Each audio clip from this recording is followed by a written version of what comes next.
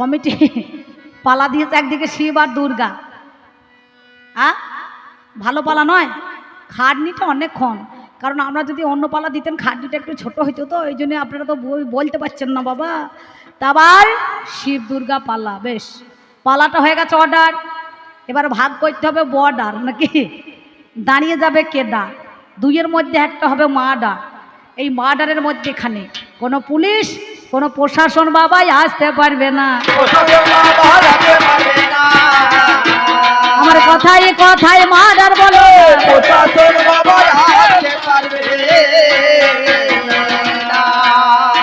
এবার বলুন আমি কোন দিকেতে দাঁড়াইব? আমি শিব বাবা রে, তাহলে তো আমার বেরিয়ে যাবে জীব নাকি বলছেন? ভালো। আমার দাদা বাবুরা সবাই মিলে আমায় বলিতে লাগিল,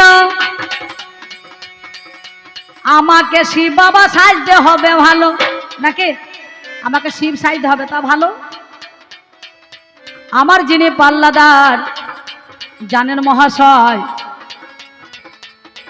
ওরে দুর্গার ভূমিকায় দেওয়া হবে নিশ্চয় নাকি। তাহলে আপনাদের মানান ভালো, আপনাদের চয়েস ভালো আছে নাকি বাবা? কারণ আমি একটু মোটা সোটা বলি আমাকে বলছে অম্বিকা দিয়ে আপনি শিব সাজু নাকি, আর ও একটু গায়ে পাল্লা বলি ওকে বলছে এক কাজ করবে সঞ্চিতা দিয়ে দুর্গা সাজু, তা ভালো। আমি শিবটাই নিলাম আপনাদের কথা মতো। এইবার আমি হলাম দেবাদিদেব মহাদেব, সবারই আদিদেব নাকি বাবা। আমি সবারই আদিদেব, আমি ভোলানাথ, আমার নাম হচ্ছে পঞ্চানন, আমার নাম হচ্ছে নীলকণ্ঠ, আমার নাম হচ্ছে আশুতোষ, অল্পতে সন্তোষ, বুঝতে পারছেন। আমাকে রজনীগন্ধা ফুল দিতে হয় না, আমাকে টগর জুঁই বেলি দিতে হয় না। আমি লোকের অল্প খরচে দেখবেন আমাকে যে ভক্তি করে ডাকে আমি তাকে তার কাছেই থাকি নাকি বাবা। আমাকে কি ফুল দিয়ে পুজো দেয়? ধুদ্র, কলকে, আকন্দা ফুল, যেগুলো নর্দমায় ড্রেনে ফোটে আবর্জনায় হয়, সেই ফুল দিয়েই আমার পুজো যে করিল।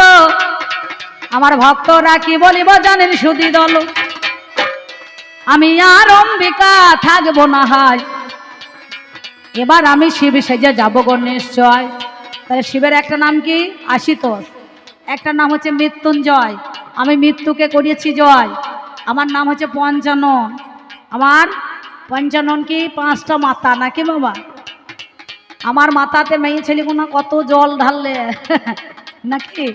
এই সামনে শ্রাবণ মাস আসছে দেখবেন, মা হাসবেন না আপনারা, আমি আপনাদের বলবো না, যত কথা আমার এই গিন্নিকে বলবো, বুঝতে পারছেন। হ্যাঁ, আমি যত কথা আমার দুর্গাকে বলবো। আমার শিবের মাথায় জল ঢালে সবাই প্রণামও জানালো, জানিয়ে বলে তুমি বাবা আজ শুনে চলো, যেন তোমার মতো একটা স্বামী আমরা পাই। শোনো শোনো দেবাদিদেব মহাদেবে তাই নাকি, বলে তোমার মতো যেন আমাদের ঘরে ঘরে স্বামী হয় নাকি বাবা। মানে শিবের মতো এত সৎ মনের মানুষ আর কেউ নাই। তাহলে পরে কি বলিব ভাবের কথা, জানের মহাজ্ঞানী। এবার আমার শিব দেখো হলাম আমি শুনি, আমার দক্ষ রাজার 7টা কন্যা গো, জানেন মহাশয়।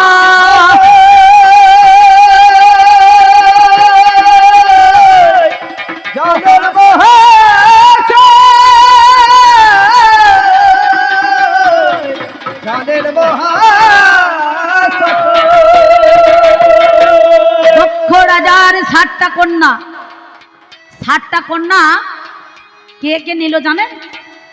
প্রথমে আমার একটা ভাইরা ভাই, নাম যারে চন্দ্রদেব, চন্দ্র 27টা বাছাই কোছাই করে নিল। ভালো মাল করে নিয়ে চলে গেল, বুঝতে পারছেন, একাই 27টা নিয়ে চলে গেছে।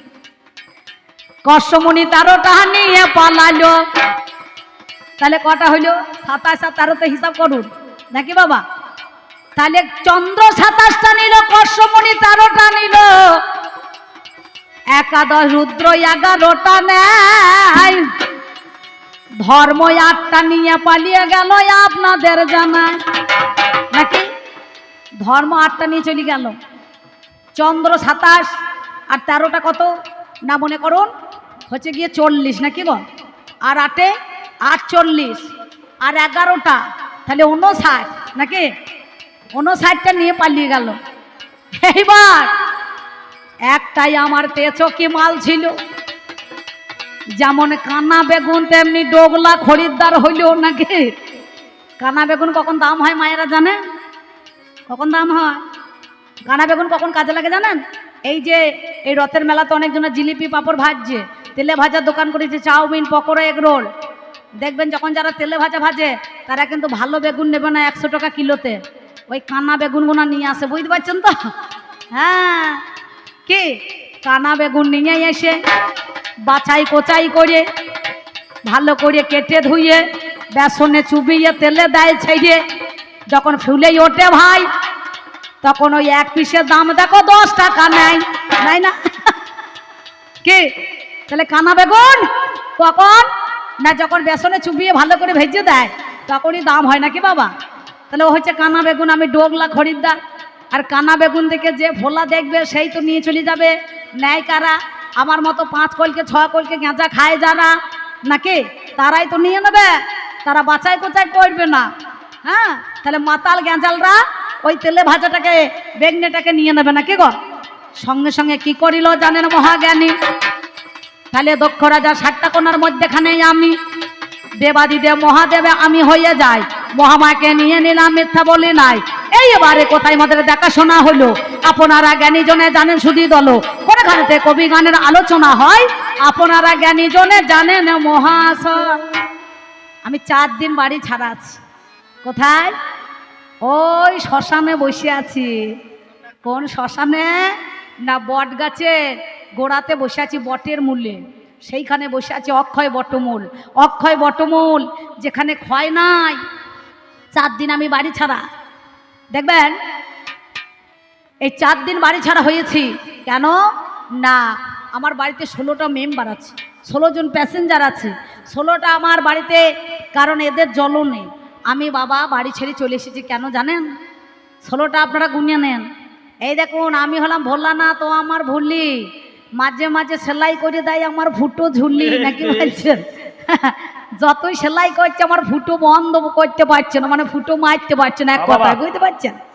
তা আমি হলাম ভোলা না তো ওই আমার ভুলি, মাঝে মাঝে সেলাই করিয়ে দেয় বাবাই আমার দেখো ঝুলি। হ্যাঁ, মানে আজলা ঝোলা দেখো না ঝোলা। বলছি যারা দাঁড়িয়ে আছেন আপনারা একটু সরে আসুন, কেন আমার মায়ের একটু সরে আসুন, তাহলে ওরা তো বসতে পায়। এত হিংসা কেন আপনাদের মনে? হ্যাঁ, ছেলে কোনাকে বসতে দিচ্ছে না গো। ও মা, তোমরা হাত পা ছড়িয়ে বসেছো, তাহলে ওরা কুত্তা বসবে। হ্যাঁ, এরা যা মনে করছে মনে হচ্ছে অন্নপূর্ণা ভান্ডার তুলতে এসেছে, লাইন দিয়ে বসে আছে, দাঁড়িয়ে থেকে থেকে মনে কোনো পা একবারে ধরিয়েছে নাকি মা? হ্যাঁ হ্যাঁ, একটু সরি সরি আসুন তবে তো হবে।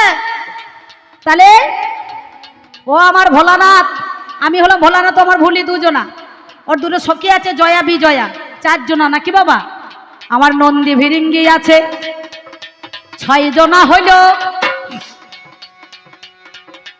ওর একটা সিংহ আছে, কি বলিব বলো? আমার একটা বুড়ো ষাঁড় আছে মহাশয়, যেটা ইয়াম্মা গাড়ি আমি করে নিয়ে যাই।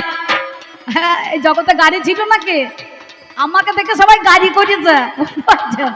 আমার বুড়ো ষাঁড়কে দেখে গাড়ি, ওরে সবাই চেপে নিল, ওরে কত নামি দামি বাবা গাড়ি ওরে হইল নাকি? তাহলে কটা হয়েছে? ওরে একটা সিংহ, আমার একটা ষাঁড়। ষাঁড় জয়া বিজয়া নন্দী ভিরিঙ্গি ভোলানাথ ভুলি, আমার 2টো ছেলে 2টো মেয়ে, একটা হচ্ছে লক্ষ্মী, একটা হচ্ছে গণেশ, একটা হচ্ছে সরস্বতী, একটা হচ্ছে কার্তিক নাকি বাবা? তাহলে 4টে। আবার 4 জনা দেখোই আমার একটা করে ফেউ পুষেছে, জানি কি বলিব ভাবের কথা জানেন মহাজ্ঞানী? কি পুষেছে?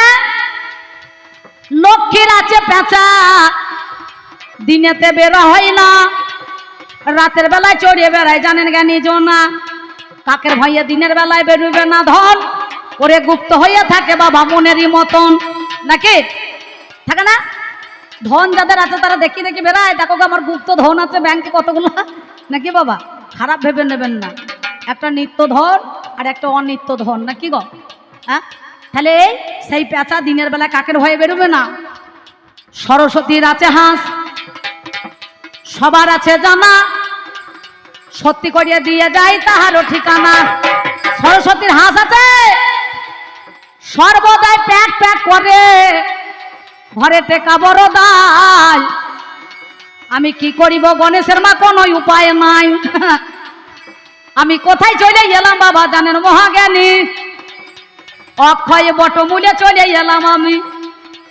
এবার কার্তিকের আছে ময়ূর, গণেশের আছে ইঁদুর, সরস্বতীর হাঁস হয়ে গেল। এই 16 জনের সংসার আমাদের ঘরের মধ্যে ভালো। এই 16 জন মেম্বার ঘরে রেখেই আমি অক্ষয় বটমূলের তলে, আমি অক্ষয় বটমূলের তলে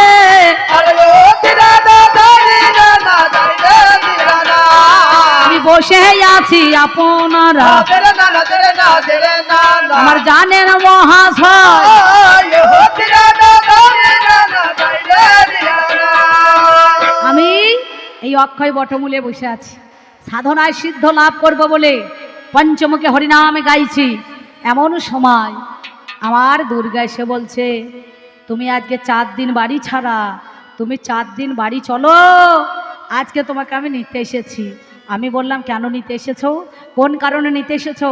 আমার ঘরে কোনো অভাব নাই, তুমি অন্নপূর্ণা অন্নের অভাব নাই, লক্ষ্মী খাদ্যমন্ত্রী খাদ্যের অভাব নাই, সরস্বতী বিদ্যামন্ত্রী বিদ্যার অভাব নাই, হ্যাঁ, গণেশ সিদ্ধিদাতা জ্ঞান, তার জ্ঞানের অভাব নাই, তাহলে কিসের অভাব? তখন দুর্গা আমাকে বলছে, আমার মনের অভাব, নাকি বলছেন? তাহলে সেটা আবার কিসের অভাব? তা বলছে, থাকতে গরু বয় না হাল, তার দুঃখ চিরকাল। আমরা বলে হারি, এ কথাটা ঠিক বলেছো।